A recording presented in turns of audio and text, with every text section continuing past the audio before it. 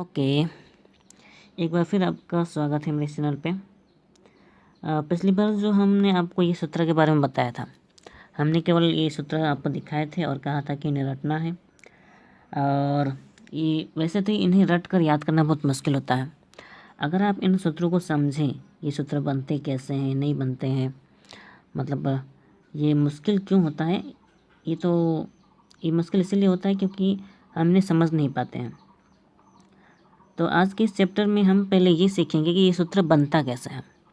अगर हम कम से कम ये समझ पाएँ कि ये सूत्र बनता कैसा है या कैसे हम इन सूत्रों को बना सकते हैं खुद से, अगर हम इन सूत्रों को खुद से बना पाएँ तो ये सूत्र हमारे मस्तिष्क में आ सकता है, ये सूत्र हमारे मन मस्तिष्क में पूरी तरह से बैठ सकता है।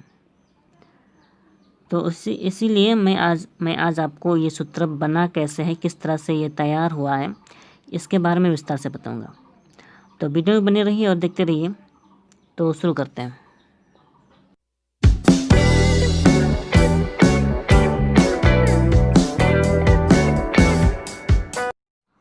अभी इसके पहले जो मैंने सूत्र बताए वो सूत्र कैसे बने हैं, उससे समझने के लिए सबसे पहले आपको इन सूत्रों को याद रखना होगा।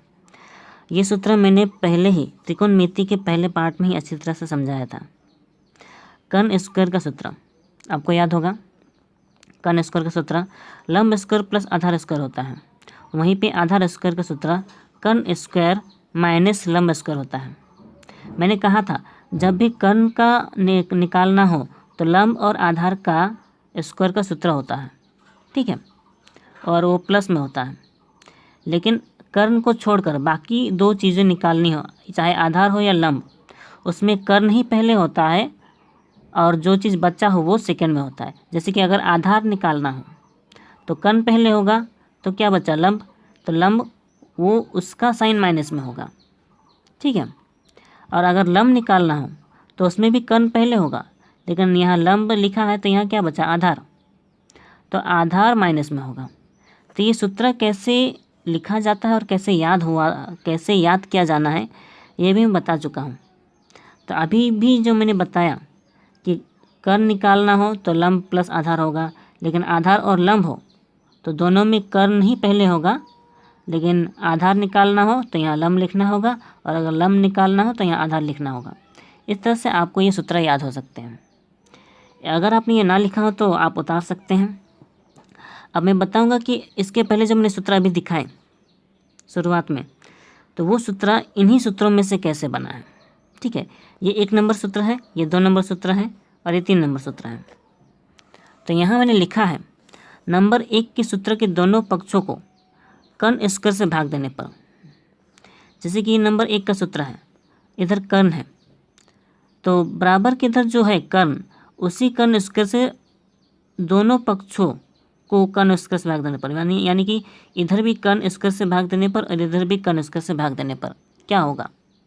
तो देखते हैं। कर्ण स्क्वायर से भाग दिया यानी कि बट्टा में दिया, यहाँ लंब था उसके नीचे दिया कर्ण, यहाँ आधार था उसके नीचे दिया कर्ण, और यहाँ कर्ण था उसके नीचे भी दिया कर्ण, और स्क्वायर तो हमने कर्ण स्क्वायर से ही भाग देने की बात की है, तो हमने कर्ण स्क्वायर से भाग किया। और जब हम इसे कर्ण स्क्वायर से भाग करते हैं तो यहाँ कर्ण स्क्वायर हो रहा है, तो ये दोनों तो कट जाएगा, कटेगा, कट गया।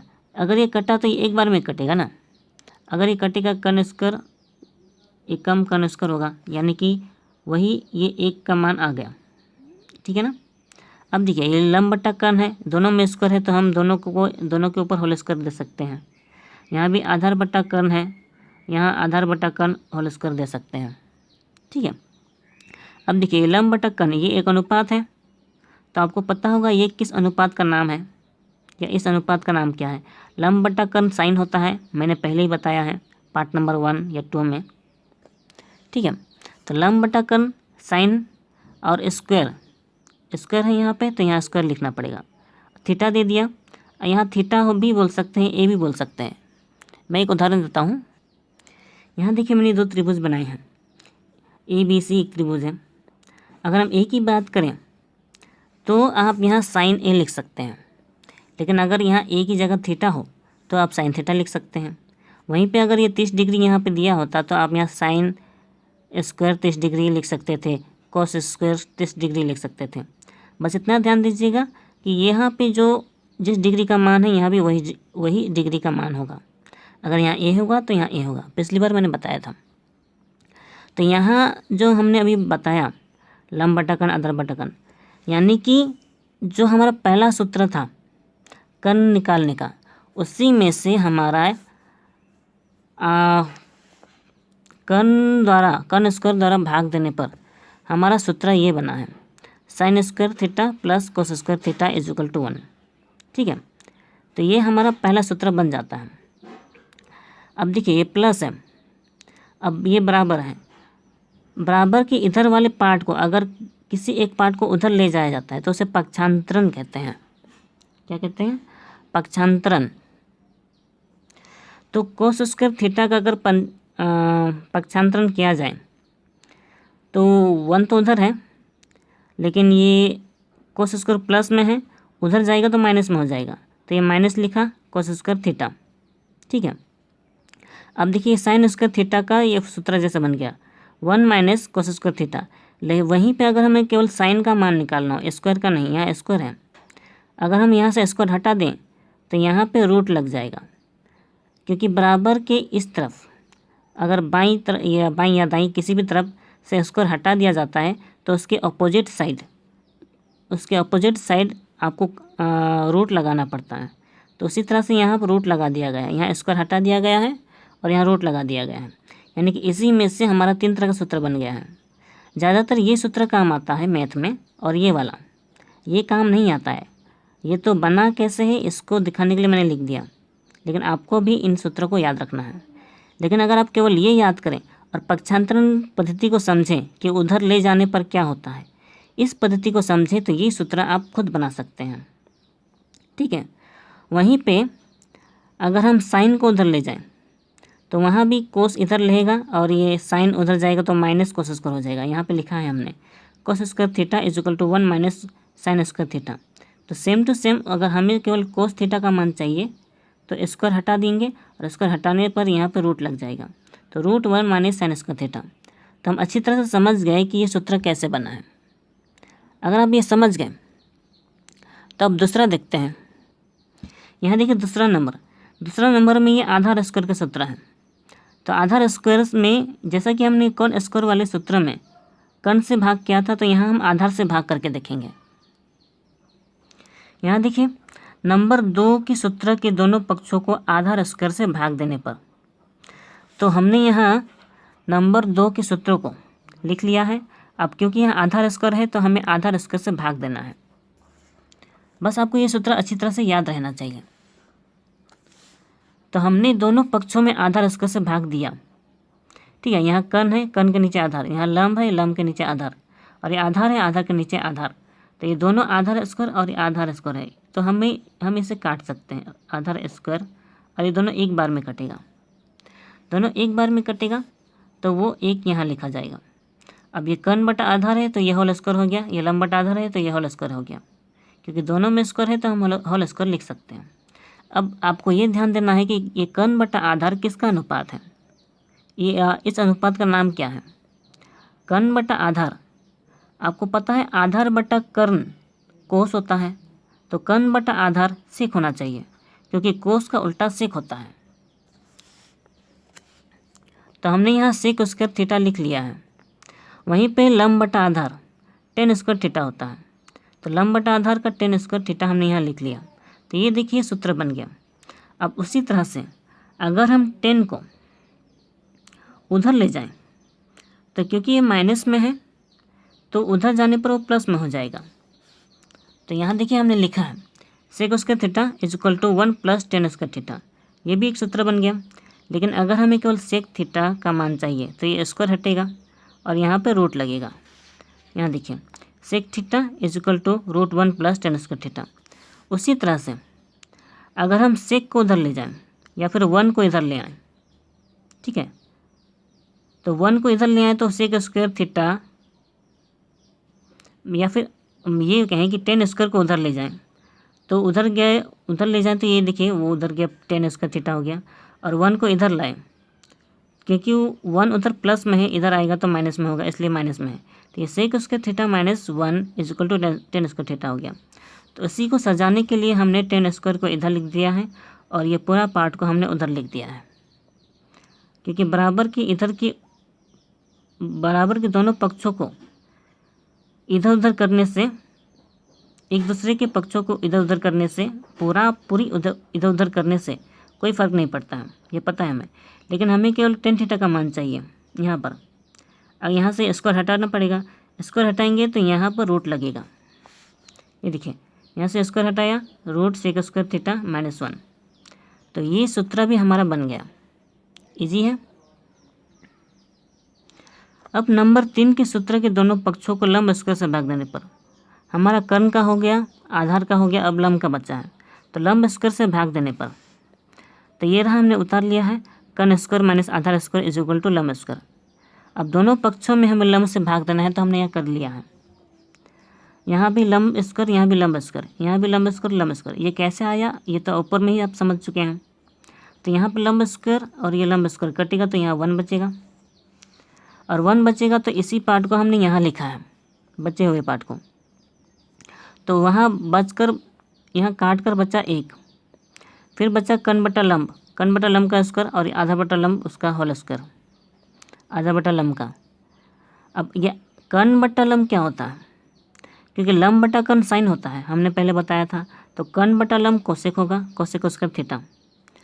फिर लंब बटा आधार, अभी ऊपर जो हमने बताया लंब बटा आधार 10 होता है, तो ये आधार बटा लंब है। आधार बटा लंब क्या होता है, कोट होता है। तो ये सूत्र बन गया cosec square theta minus cot square theta is equal to 1। तो ये सूत्र कैसे आया, समझ में आ गया।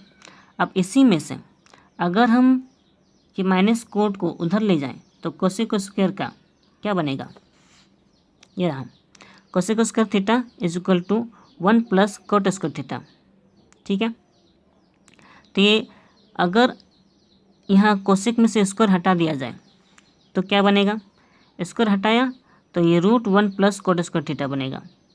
तो ये कैसे आया हो, ये हम ऊपर भी समझा चुके हैं। अब अगर 1 को इधर लाया जाए और कोट को उधर ले जाया जाए, तो कोट को हमने उधर ले गए, ये कोट स्क्वायर थीटा, और 1 को इधर लाए, ये क्योंकि ये प्लस में है तो माइनस में आया, और ये माइनस में है तो उधर प्लस में गया।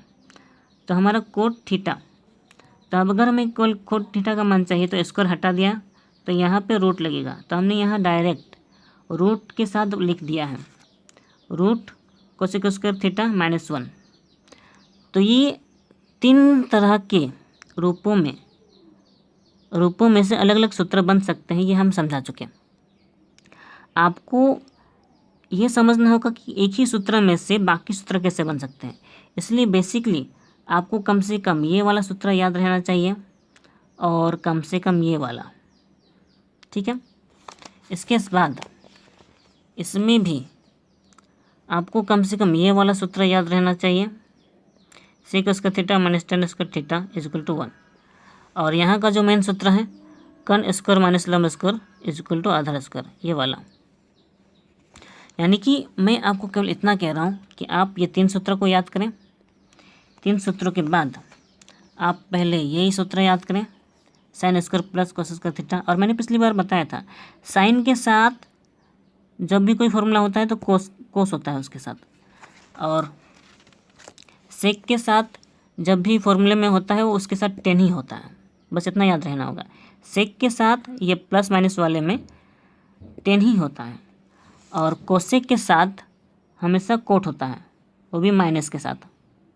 ठीक है। तो ये 3 पॉइंट अगर आपको याद हो जाएं, कम से कम 6 पॉइंट, ये 3 पहले का और ये 2 और ये, इतना आपको याद हो जाएगा तो आप बाकी सूत्र खुद बना सकते हैं। इसके साथ साथ हमने जो कुछ लिखवाया था, आपको केवल इन बेसिक पॉइंट को ध्यान देना पड़ेगा कि साइन का उल्टा कोसेक, कोसेक का उल्टा साइन, कोस का उल्टा सेक, सेक का उल्टा कोस, 10 का उल्टा कोट और कोट का उल्टा 10। इसके बारे में हमने पिछले पार्ट में अच्छी तरह समझाया है, आप चाहे तो वो वीडियो देख सकते हैं। इसके साथ साथ आपको इन पॉइंट को भी ध्यान देना पड़ेगा। साइन बटा कोस 10 होता है, वहीं पे सेक बटा कोसेक 10 होता है। ठीक है। वहीं पे कोस बटा साइन कोट होता है, तो कोसेक बटा सेक क्या होता है, कोट होता है। आप चाहे तो इन्हें पहले याद करें या फिर इन्हें पहले याद करें, लेकिन कम से कम ये 4 पॉइंट को याद करना ज़रूरी है। शायद आपको ये ऐसा याद करना इजी होगा, साइन बटा कोस टेन होता है तो वहीं पे कोस बटा साइन कोट होता है, ठीक है। तो ये दोनों एक साथ याद हो सकते हैं। वहीं पे सेक बटा कोसेक टेन होता है तो कोसेक बटा सेक कोट होता है। इतना याद करने के बाद अगर आपको पक्षांतरण पद्धति समझ में आया हो तो कोस के जगह टेन लिख सकते हैं और टेन के जगह कोस लिख सकते हैं, ठीक है। जैसे यहाँ पे ये टेन के जगह पर हमने कोस लिखा है और कोस के जगह पर हमने टेन लिखा है, यानी कि इसको यहाँ कर सकते हैं। तो उसके लिए आप केवल ये 4 पद्धति याद कीजिए और 4 पद्धति को याद करने के बाद आप खुद से पक्षांतरण पद्धति द्वारा इसको इधर करें, इसको इधर करें, इसको यहाँ लिखें और इसको यहाँ लिखें। तो ऐसी पक्षांतरण पद्धति से आप खुद से सूत्र बनाने का प्रयास करें। तो अगर आप ये पूरा पॉइंट समझ गए हों तो हम अगले पार्ट से 23.3 का क्वेश्चन आंसर पूरा करेंगे, शुरू करेंगे। 23.3 का सेम टू सेम आपको उन्हीं सारे सूत्रों को याद रखना होगा और वे अभी जितने मैंने सूत्र के बारे में बताए वो सूत्र इनमें कैसे काम आ सकता है ये मैं आपको अच्छी तरह से बताऊंगा। तो आज के लिए बस इतना ही। अगर आपको मेरी वीडियो अच्छी लगी हो तो लाइक करें, शेयर करें, सब्सक्राइब करें, और ना करें आपकी मर्जी, लेकिन सब्सक्राइब ज़रूर करें। हम फिर मिलेंगे अगले वीडियो में आपका इस प्रश्न के समाधान के साथ। तब तक के लिए अपना ख्याल रखें और अभी जितने मैंने सूत्र बनाए या बताए उन्हें खुद से बनाने का प्रयास करें और करते रहें, और जितना ज़्यादा अभ्यास करेंगे उतना ही आपके लिए अच्छा होगा। तो फिर मिलेंगे अगले वीडियो में, तब तक के लिए अपना ख्याल रखें।